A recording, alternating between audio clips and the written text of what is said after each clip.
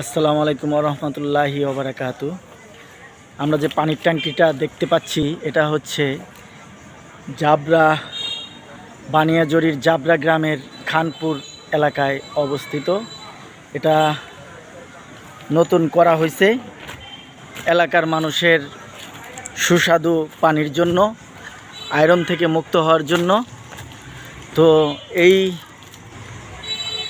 কাজটা এবং এই প্রজেক্টটা দেখার পর আমার ভিতরেও স্বাদ জাগলো যে আমি আমার এলাকাতেও এরকম একটা স্থাপনা যেন করতে পারি।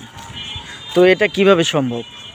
তো এলাকার মানুষজনদের জিজ্ঞাসা করলাম যে এটা আপনারা কোন ডিপার্টমেন্টের মাধ্যমে এই কাজটা আপনারা করলেন।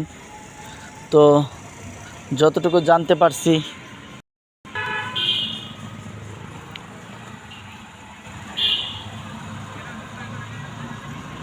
যে এটা জনস্বাস্থ্য প্রকৌশল অধিদপ্তর থেকে করা হয়েছে। তো দেখা যাক আল্লাহ তাআলা আমাদের ভাগ্যে এরকম একটা ট্যাঙ্কির ব্যবস্থা এলাকাতে করে দেয় কিনা, বাকিটা আল্লাহ ভরসা। সবাই দোয়া রাখবেন যেন আমাদের নিজ গ্রামে এরকম একটা ট্যাঙ্কির ব্যবস্থা করতে পারি।